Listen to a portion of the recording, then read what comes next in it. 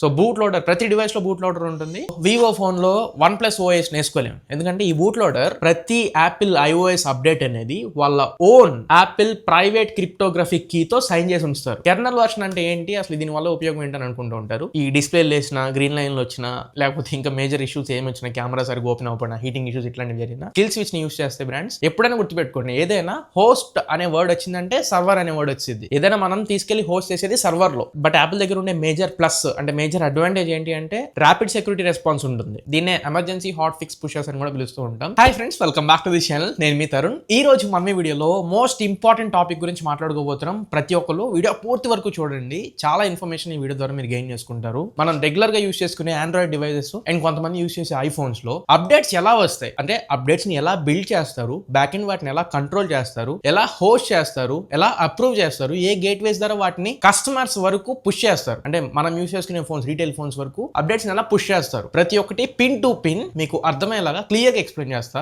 Androids కి different ఉంటుంది, iPhones కి డిఫరెంట్ ఉంటుంది. ఫస్ట్ ఆండ్రాయిడ్స్ చూద్దాం. మెజారిటీ పీపుల్ ఆండ్రాయిడ్స్ ఎక్కువ యూస్ చేస్తారు కాబట్టి ఫస్ట్ ఆండ్రాయిడ్ తో స్టార్ట్ చేసి ఐఫోన్ కూడా క్లియర్ గా చెప్దాం. అండ్ మీలో చాలా మందికి తెలిసే ఉంటుంది, ఆండ్రాయిడ్ ఒక update, example Vivo iQOO phones చూసుకోండి. రీసెంట్ టైమ్స్ లో వాళ్ళు ఆరిజిన్ ఓఎస్ అప్డేట్ ని పుష్ చేయడానికి ఎన్ని నెలలు పట్టింది. వాళ్ళు ఎప్పుడు సెప్టెంబర్ అక్టోబర్ లో అనౌన్స్ చేశారు, ఇప్పటికీ ఇంకా డివైసెస్ కి రాలేదు. బ్యాచ్ వైజ్ అప్డేట్ చేసుకుంటూ వెళ్తారు ఆండ్రాయిడ్ డివైసెస్ లో. ఐఫోన్స్ లో అలా కాదు, సింగిల్ డే ఒక్కటే రోజు ఐఫోన్ మీరు 11 దగ్గర నుంచి లేదా ఎక్స్ దగ్గర నుంచి ఎక్కడ నుంచి స్టార్ట్ చేసినా ఇప్పుడు రన్ అవుతున్న ఐఫోన్ 17 Pro Max వరకు సింగిల్ డే లో అన్ని డివైసెస్ కి ఒకటే రోజు ఒకే టైంలో వచ్చేస్తున్నాయి. ఎలా పాసిబుల్ అవుతుంది, ఆ డిఫరెన్సెస్ అన్ని క్లియర్ గా చూద్దాం. ఇంకా లేట్ చేయకుండా వీడియోలోకి వెళ్ళిపోదాం. సింపుల్ గా సిస్టమ్ లెవెల్లో ఒక చిన్న బ్రేక్ డౌన్ చెప్తాను మీకు. ఒక 4 మేజర్ స్టెప్స్ ఏంటి అంటే, ఫస్ట్ థింగ్ అప్డేట్ ని బిల్డ్ చేస్తారు, సెకండ్ ఆ బిల్డ్ చేసిన అప్డేట్ ని అప్రూవ్ చేస్తారు, నెక్స్ట్ థర్డ్ స్టెప్ లో దాన్ని హోస్ట్ చేస్తారు, ఫైనల్ స్టెప్ లో కస్టమర్ ఫోన్స్ వరకు దాన్ని పుష్ చేస్తారు. సో ఇవి 4 బేసిక్ స్టెప్స్. అందులో ఫస్ట్ దైనా అప్డేట్ బిల్డ్ చేసే ప్రాసెస్ ని మనం మాట్లాడుకుందాం. ఇందాక అనుకున్నట్లు ఆండ్రాయిడ్ లో చూసుకుంటే మల్టిపుల్ బ్రాండ్స్ ఉన్నాయి మనకి. సామ్సంగ్ ఉంది, షామీ ఉంది, పోకో,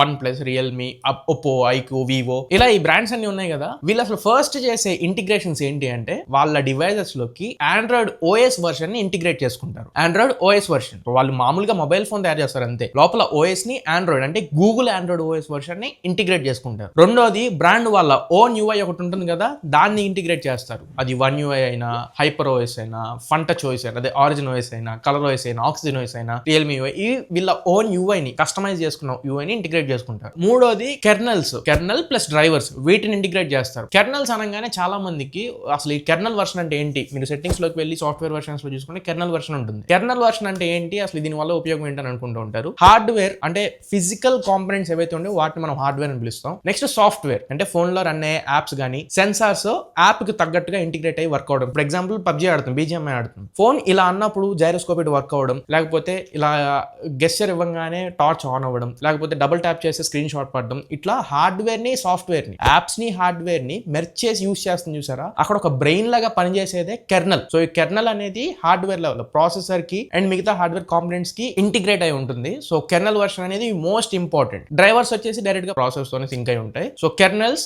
అండ్ డ్రైవర్స్ ఈ రెండింటిని కూడా ఇంటిగ్రేట్ చేస్తారు. నాలుగోది క్యారియర్ కాన్ఫిగరేషన్ ఉంటుంది, అంటే అది 4G సపోర్ట్ చేస్తుందా లేదా 5G సపోర్ట్ చేస్తుందా, ఇట్లా క్యారియర్ కాన్ఫిగరేషన్ ఉంటుంది, దాన్ని ఫుల్ఫిల్ చేస్తారు. ఇప్పుడు నేను చెప్పిన ఇంటిగ్రేషన్స్ అన్ని అయిపోయిన తర్వాత రిజల్ట్ గా దీన్ని ఒక సైన్డ్ ఫర్మ్వేర్ బిల్డ్ అని పిలుస్తూ ఉంటారు. దాన్ని సింపుల్ టర్మ్స్ లో OTA ప్యాకేజ్ అని కూడా పిలుస్తూ ఉంటాం. సో ఈ OTA ప్యాకేజ్ ఇప్పుడు మనం గూగుల్ సర్టిఫికేషన్ దగ్గరికి తీసుకెళ్ళాలి. ఏ అప్డేట్ అయినా కానీ, అది ఏ OTA అప్డేట్ అయినా, OTA అనగానే మళ్ళీ డౌట్ రావచ్చు, OTA అంటే ఓవర్ ద ఎయిర్. మనకి ఇప్పుడు వాళ్ళు ఏం పెన్ డ్రైవ్ తోనో లేకపోతే కేబుల్స్ తోనో వేయట్లేదు కదా, ఓవర్ ద ఎయిర్ మనకి అప్డేట్స్ అన్ని పుష్ చేస్తున్నారు. సో OTA అప్డేట్ అంటాం, ఓవర్ ద ఎయిర్ అప్డేట్ అనమాట. ప్రతి ఓవర్ ద ఎయిర్ అప్డేట్ ని ఒక కస్టమర్ ఫోన్ దగ్గరికి వెళ్లే ముందు దానికి కొన్ని సర్టిఫికేషన్స్ ఉంటాయి. అవి పొందాలి అంటే ఖచ్చితంగా ఈ OTA ప్యాకేజ్ ని OEM అనేది గూగుల్ కి సబ్మిట్ చేయాల్సి ఉంటుంది. OEM ఇక్కడ ఇంకొక మనకు కొత్త టర్మ్ వచ్చింది. OEM అంటే ఒరిజినల్ ఎక్విప్మెంట్ మ్యానుఫ్యాక్చరర్. ఇప్పుడు ఈ ఎక్విప్మెంట్ మొత్తం ఒరిజినల్ మ్యానుఫ్యాక్చరర్ ఎవరు, బ్రాండ్ వాడు, వివో లేదా యాపిల్. గూగుల్ కి మొత్తం సబ్మిట్ చేసిన తర్వాత కొన్ని టెస్ట్ రన్ చేస్తారు. మేజర్ గా 3 టెస్ట్ సూట్లు ఉంటాయి. అందులో CTS ఒకటి, VTS ఒకటి, GTS ఒకటి. అందులో ఫస్ట్ CTS అంటే కంపాటబిలిటీ టెస్ట్ సూట్. మీ డివైస్ కి అది కంపాటబిలిటీ ప్రాపర్ గా ఉందా లేదా చెక్ చేసేది ఈ కంపాటబిలిటీ టెస్ట్ సూట్. రెండోది VTS వెండర్ టెస్ట్ సూట్, ఈ బ్రాండ్ సైడ్ నుంచి జరుగుతుంది వెండర్ టెస్ట్ సూట్. మూడోది GMS టెస్ట్ సూట్ అని పిలుస్తారు, ఇది కంప్లీట్లీ ఇంటర్నల్ లెవెల్. సో ఈ 3 టెస్ట్ సూట్స్ అంటే CTS, VTS, GTS అయిన తర్వాత సర్టిఫికేషన్ అనేది రావడం జరుగుతుంది. వన్ వర్డ్ లో ఇక్కడ ఇది గూగుల్ ప్లే స్టోర్ లో లేకపోతే గూగుల్ సర్వీసెస్ ఏవైతే ఉంటాయో వాటన్నిటి కంపాటబిలిటీ ఎన్షోర్ చేసుకున్నట్లే. ఒకవేళ ఈ టెస్ట్ లో కనుక అది ఫెయిల్ అయింది అనుకోండి, అప్డేట్ అనేది రిజెక్ట్ అయిపోతుంది. మళ్ళీ అప్డేట్ OTA ప్యాకేజ్ మొత్తాన్ని కొంచెం రీబిల్డ్ చేసుకుంటారు విత్ కరెక్షన్స్. నెక్స్ట్ స్టెప్ లో ఇప్పుడు సర్టిఫికేషన్ వచ్చింది కదా, ఈ ఓటీఏ అప్డేట్ ని తీసుకెళ్లి హోస్ట్ చేయాలి అండ్ గేట్వేస్ దగ్గరికి తీసుకెళ్ళాలి. ఈ స్టెప్ లో అగైన్ ఓఈఎం అనేది వీళ్ళ ఓటీఏ ప్యాకేజ్ ని, అంటే బ్రాండ్ అనేది వీళ్ళ ఓటీఏ ప్యాకేజ్ ని తీసుకెళ్లి వాళ్ళ ఓటీఏ సర్వర్స్ దగ్గర హోస్ట్ చేస్తారు. ఎప్పుడైనా గుర్తుపెట్టుకోండి, ఏదైనా హోస్ట్ అనే వర్డ్ వచ్చిందంటే సర్వర్ అనే వర్డ్ వచ్చింది. ఏదైనా మనం తీసుకెళ్లి హోస్ట్ చేసేది సర్వర్ లో. సర్వర్స్ అనేవి మేజర్ గా మనకి ఏమున్నాయి, AWS అందరికి బాగా తెలిసింది, అమెజాన్ వెబ్ సర్వీస్. సెకండ్ ఇది కూడా మనకి తెలిసిందే, గూగుల్ క్లౌడ్ సర్వర్స్. మూడోది ఎజూర్ అని చెప్పని ఉంటుంది. మేజర్ గా మాక్సిమం బ్రాండ్స్ AWS యూస్ చేస్తూ ఉంటారు. ఐఫోన్స్ లో కథ అంతా వేరే ఉండేది. మళ్ళీ అసలు ఎవరి మీద డిపెండ్ అవ్వడు, వాళ్ళ ఓన్ సర్వర్స్ ఉండే, అది మళ్ళీ చెప్తాను నేను. సో ప్రెసెంట్ బ్రాండ్స్ అనేవి వాళ్ళ ఓటీఏ ప్యాకేజెస్ ని AWS గానీ, గూగుల్ క్లౌడ్ గానీ, ఎజూర్ ఈ సర్వర్స్ లో హోస్ట్ చేస్తారు. ఇంకొకటి మళ్ళీ ఇప్పుడు ఎగ్జాంపుల్ వివో X300 ఉంది. ఈ ఫోన్ చైనాలో లాంచ్ అయింది, ఇండియాలో లాంచ్ అయింది, గ్లోబల్ గా ఇంకా చాలా కంట్రీస్ లో లాంచ్ అయింది. అలాగే సామ్సంగ్ నుంచి కూడా అన్ని కంట్రీస్ లో లాంచ్ చేస్తారు. సో ఒకేసారి ప్రతి కంట్రీకి రావు, ఒక కంట్రీలో ఒక పర్టికులర్ బ్యాచ్ లోనే వస్తుంది. అలా అగైన్ డివైడ్ చేసేది కూడా మళ్ళీ ఈ సర్వర్ లెవెల్లోనే. సర్వర్ లో రీజియన్ లెవెల్లో డివైడ్ చేస్తారు. ఇండియా ఈ సర్వర్ లో, అరబ్ ఈ సర్వర్, చైనా ఈ సర్వర్. సో రీజియన్ లెవెల్లో సర్వర్స్ లో వాళ్ళు డివైడ్ చేసుకుని హోస్ట్ చేసుకుంటారు. అందులో మేజర్ గా country level, model level, batch level, variant level, RAM and Rome variant level and carrier locking, ఈ ఐదింటిని బేస్ చేసుకుని వాళ్ళు హోస్ట్ చేస్తారు. సో ఈ సర్వర్ నే మనం సింపుల్ గా బ్రాండ్ కి అండ్ మన చేతుల్లో ఉన్న ఫోన్ కి మధ్యలో ఒక గేట్వే అని చెప్పొచ్చు. ఇప్పుడు సామ్సంగ్ బ్రాండ్ ఉంది, నా దగ్గర సామ్సంగ్ ఫోన్ ఉంది. అప్డేట్ ఎవరు ఇస్తారు, సామ్సంగ్ డైరెక్ట్ గా ఇవ్వట్లా. ఈ మధ్యలో హోస్ట్ చేసే సర్వర్ ఉంది కదా, దీన్నే మనం గేట్వే అంటాం.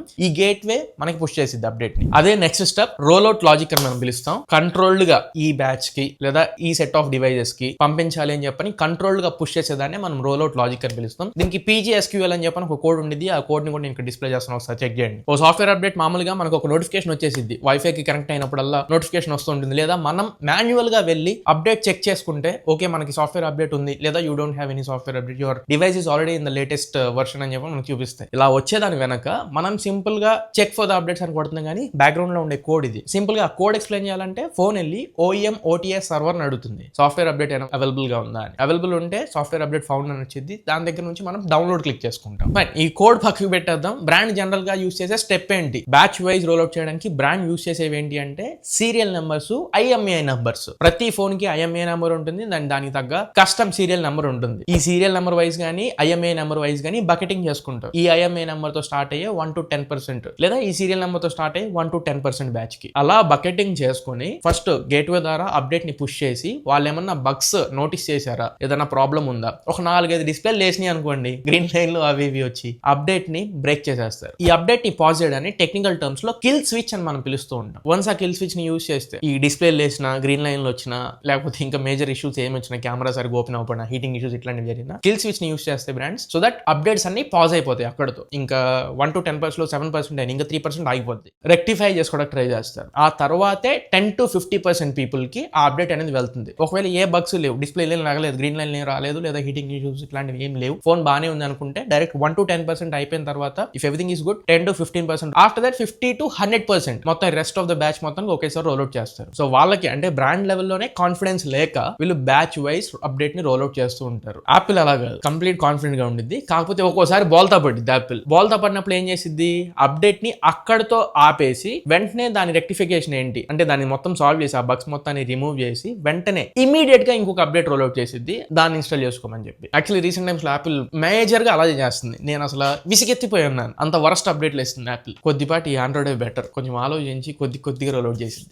నెక్స్ట్ సరే మనకి సాఫ్ట్వేర్ అప్డేట్ అవైలబుల్ అని చూపించింది. మనం ఇప్పుడు డౌన్లోడ్ చేసుకునే ప్రాసెస్ లో బ్యాక్గ్రౌండ్ ఇన్వాల్వ్ అయింది ఏంటి అంటే డెలివరీ గేట్. టెక్నికల్ గా అప్డేట్ డెలివరీ గేట్వే ఏంటి అంటే మనం డౌన్లోడ్ చేసుకునే ప్రతిదీ OTA update file, over the air update file. ఈ ప్రతి OTA ఫైల్ అనేది ఎన్క్రిప్ట్ చేసి ఉండిద్ది. దీన్ని ఎక్కడ పడితే మనం ఒక డౌన్లోడ్ చేసుకోవడానికి కుదరదు. ఒకటి మీ ఫోన్ లో డైరెక్ట్ గా అప్డేట్ అయినా పుష్ చేయాలి, లేదా బ్రాండ్ తరపు నుంచి మీకు ఆ OTA ఫైల్ యొక్క లింక్ అన్న రావాలి, దాని నుంచి మీరు డౌన్లోడ్ చేసుకోవాలి. అట్ ఎనీ కాస్ట్ ఇదైతే ఖచ్చితంగా ఎన్క్రిప్ట్ అయి ఉంటుంది అండ్ డిజిటల్ గా కూడా సైన్ చేసి ఉంటుంది. డిజిటల్ సైన్ ఏంటి అంటే వాళ్ళ UI లేదా వాళ్ళ డివైస్ మాత్రమే దాన్ని ఓపెన్ చేయగలరు, దాన్ని చదవగలరు. మనం దీన్ని అగైన్ టెక్నికల్ గా బూట్ లోడర్ అని పిలుస్తూ ఉంటాం. ఆ OTA ఫైల్ ని బూట్ లోడర్ టెక్నికల్ గా వెరిఫై చేసిన తర్వాత దాన్ని ఇన్స్టాల్ చేసుకోవడానికి కుదురుతుంది. సో బూట్ లోడర్ ప్రతి డివైస్ లో బూట్ లోడర్ ఉంటుంది. అప్డేట్ ఏది వచ్చినా కానీ ఆ బూట్ లోడర్ ద్వారా వెరిఫై చేసి ఆ తర్వాత ఇన్స్టాల్ అవుతుంది. అందుకే మనం ఇప్పుడు వివో ఫోన్ లో OnePlus OS నేర్చుకోలేము, ఎందుకంటే ఈ బూట్ లోడర్ OnePlus వాళ్ళ ఫైల్ ని వెరిఫై చేయలేదు. అలానే వీళ్ళ ఆరిజిన్ OS ని OnePlus ఫైల్స్ వెరిఫై చేసి ఇన్స్టాల్ చేయలేవు. వాళ్ళ boot loader only Oxygen OS and వాళ్ళకు తగ్గ డిజిటల్ సైన్స్ అండ్ వాళ్ళకు తగ్గ ఎన్క్రిప్షన్ మాత్రమే వాళ్ళు వెరిఫై చేయగలరు. కాబట్టి సో దిస్ ఇస్ హౌ ఒక బ్రాండ్ ఇంకొక బ్రాండ్ మెర్జ్ అవ్వకుండా గొడవ లేకుండా ఉన్నారు. ఓవరాల్ గా ఒక ఆండ్రాయిడ్ ఫోన్ లో అప్డేట్ బిల్డ్ చేసిన దగ్గర నుంచి మనం మన ఫోన్లో డౌన్లోడ్ చేసుకునే వరకు బ్యాక్గ్రౌండ్లో ఇన్వాల్వ్ అయిన ప్రాసెస్. ఇప్పుడు మనం ఆండ్రాయిడ్ని పక్కకు పెట్టేసి ఐఫోన్లో ఎలా అప్డేట్స్ వస్తాయి, ఎలా బిల్డ్ చేసి ఎలా రోల్అవుట్ చేస్తారో మాట్లాడదాం. iOSలో కూడా బిల్డింగ్ ఇంటిగ్రేషన్స్లో ఫస్ట్ వీళ్ళు ఓఎస్ని ఇంటిగ్రేట్ చేసుకుంటారు, వాళ్ళ ఓన్ యాపిల్ iOSని బిల్డ్ చేసి ఇంటిగ్రేట్ చేస్తారు. సెకండ్ కెర్నల్ వర్షన్స్ ఉంటాయి దీనికి కూడా, ఇందులో కూడా వీళ్ళ ఓన్ కెర్నల్ వర్షన్సే, అంటే వాళ్ళ చిప్ ఉంటుంది కదా A19 A18 ఇట్లాంటివి, దానికి సంబంధించినవి. తర్వాత డ్రైవర్స్, నాలుగోది సెక్యూరిటీ ప్యాచెస్. ఈ నాలుగింటి కాంబినేషన్లో వాళ్ళు బిల్డ్ చేసుకుంటారు. తర్వాత ఇక్కడ OEM కస్టమైజేషన్ లాంటి స్టెప్ ఏమీ ఉండదు, అంటే ఒరిజినల్ ఎక్విప్మెంట్ మ్యానుఫ్యాక్చర్ ఇక్కడ వేరే బ్రాండ్స్ ఏమీ లేవు, వాళ్ళ సోల్ బ్రాండ్, ఓన్లీ బ్రాండ్, వాళ్ళ ఓన్ బ్రాండ్ యాపిలే కాబట్టి ఓన్లీ వాళ్ళకి సంబంధించిన OTA మాత్రమే ఉంటుంది కాబట్టి ఇక్కడ OEM కస్టమైజేషన్స్ ఏమీ ఉండవు. మేజర్ ఇంకో బెనిఫిట్ ఏంటి అంటే వీళ్ళకి OEM కస్టమైజేషన్స్ లో మేజర్ గా ఇన్వాల్వ్ అయిన స్టెప్ అంటే సపరేట్ చేయడం, brand wise, serial number wise, IMEI wise, model wise separate చేయడానికి ఏముండదు. ఎందుకంటే అన్ని మోడల్స్ సేమ్ OS తో సేమ్ అప్డేట్, సేమ్ ఫీచర్స్ అన్ని ఇచ్చేస్తారు కాబట్టి ఇక్కడ మోడల్ సపరేషన్ కూడా ఏమి ఉండదు. నెక్స్ట్ సర్వర్స్ కి హోస్ట్ చేసే దగ్గర యాపిల్ వాళ్ళ ఓన్ యాపిల్ సైనింగ్ సర్వర్స్ లోనే యూస్ చేస్తారు. దీన్నే వాళ్ళు కోర్ గేట్వేస్ అని కూడా పిలుస్తారు. ప్రతి యాపిల్ iOS అప్డేట్ అనేది వాళ్ళ ఓన్ యాపిల్ ప్రైవేట్ క్రిప్టోగ్రఫిక్ కీతో సైన్ చేసి ఉంచుతారు. గుర్తుపెట్టుకోండి, యాపిల్ వాళ్ళ ఓన్ యాపిల్స్ ప్రైవేట్ క్రిప్టోగ్రఫిక్ కీతో సైన్ చేసి ఉంచుతారు. తర్వాత వాళ్ళ యాపిల్ CDN సర్వర్స్ ఉంటాయి, వాళ్ళ own Apple CDN servers world wide. ఈ సర్వర్స్ లోనే వాళ్ళు దాన్ని హోస్ట్ చేసుకుంటారు. AWS కానీ, గూగుల్ క్లౌడ్ కానీ, Azure కానీ ఇవేం యూజ్ చేయరు. ఎవరి మీద డిపెండెన్సీ కూడా లేదు యాపిల్ కి. సో యాపిల్ సైనింగ్ సర్వరే వాళ్ళ అల్టిమేట్ అప్డేట్ గేట్వే కూడా. నెక్స్ట్ యాపిల్ డ్రైవర్ అథెంటికేషన్ ఎలా ఉంటుంది? నార్మల్ గా మనం సాఫ్ట్వేర్ అప్డేట్ చెక్ చేసుకుంటున్నప్పుడు సేమ్ కోడ్, PGSQL కోడే, ఐఫోన్, అక్కడ నుంచి యాపిల్ సర్వర్ కి, డివైస్ వెరిఫికేషన్ కి, అప్డేట్ ఆథరైజేషన్ కి, సింపుల్ 4. ఈ కమాండ్ తో యాపిల్ కొన్ని రిక్వైర్మెంట్స్ చెక్ చేసుకుంది. అందులో ఫస్ట్ ది మోడల్, నువ్వు ఏ మోడల్ యూస్ చేస్తున్నావు, ఐఫోన్ 11, 12, 13, 14, 15, 16 ఏ మోడల్ యూస్ చేస్తున్నావు. రెండోది రీజియన్, నువ్వు ఏ రీజియన్ లో ఉన్నావు, US డివైజా, UK డివైజా, జపానా, హాంకాంగ్, చైనానా, ఇండియా, అరబ్ సెట్. మూడోది యాపిల్ ఐడి ఏ స్టేట్ లో ఉంది. ఇప్పుడు ఇండియాలో యూస్ చేసే వాళ్ళు కూడా కొన్ని యాప్స్, ఇప్పుడు ఎగ్జాంపుల్ CapCut తీసుకోండి, ఇండియాలో లేదు కాబట్టి US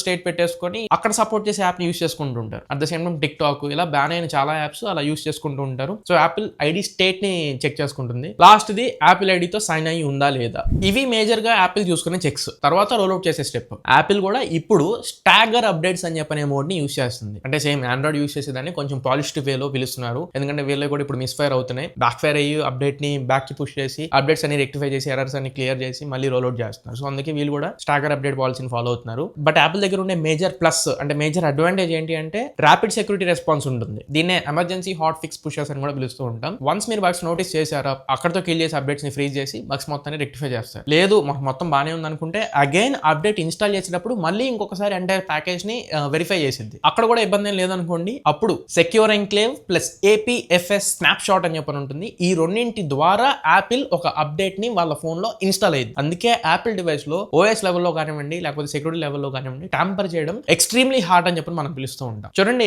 ఆండ్రాయిడ్ లో మనం సింపుల్ గా ఇన్స్టాల్ చేసేసుకున్నాం, అంటే బూట్ లోడర్ అని చెప్పని ఒక దగ్గర OTA ప్యాకేజ్ వెరిఫై ఇన్స్టాల్ అయిపోతుంది. బట్ ఇక్కడ security enclave plus APFS snap shot వీటిని దాటుకుని అక్కడ వెరిఫికేషన్ అయిన తర్వాత ఇన్స్టాల్ అయింది. సో ఇవి ఓవరాల్ గా ఆండ్రాయిడ్ వర్సెస్ iOS ఈ రెండు డిఫరెంట్ డివైసెస్ లో అప్డేట్స్ ఎలా బిల్డ్ అయ్యి ఎలా పుష్ చేస్తాయని చెప్పని ఎంటైర్ ప్రాసెస్. మీకు మాక్సిమం ఇన్ఫర్మేషన్ ఇచ్చానని ఎక్స్పెక్ట్ చేస్తున్నా. మరి ఇది ఓవరాల్ గా ఇవాళ మన వీడియో. ఈ వీడియో మీకు నచ్చినట్లయితే ఖచ్చితంగా లైక్ చేయండి, అండ్ వీడియోని హైప్ చేయకపోతే ఖచ్చితంగా హైప్ చేయండి. యూట్యూబ్ కొత్త వాళ్ళకి రికమెండ్ చేస్తుంది. హైప్ పాయింట్స్ ఉన్నాయి, కొంచెం హైప్ చేయండి. అండ్ కొత్తగా మన ఛానల్కి వస్తే ఖచ్చితంగా ఛానల్ కి సబ్స్క్రైబ్ అవ్వండి. నేను ఇలాంటి ఇన్ఫర్మేటివ్ అండ్ యూనిక్ కాంటెంట్ మన ఛానల్ ఖచ్చితంగా పోస్ట్ చేస్తూనే ఉంటాను, అండ్ జెన్యూన్ రివ్యూస్ మన ఛానల్ తీసుకొస్తూనే ఉంటాను. సో సబ్స్క్రైబ్ చేసుకోవడం మర్చిపోవద్దు. పెద్ద సబ్స్క్రైబర్ అకౌంట్ కి సంవత్సరం మనం రీచ్ అవ్వాలని ఎక్స్పెక్ట్ చేస్తున్నా. సో సపోర్ట్ చేయండి. మళ్ళీ ఇంకొక మంచి వీడియోతో మంచి క్వాలిటీ కంటెంట్తో మీ ముందు తిరిగి వస్తా. Until then this is your Tarun signing off my friends. Jai Hind.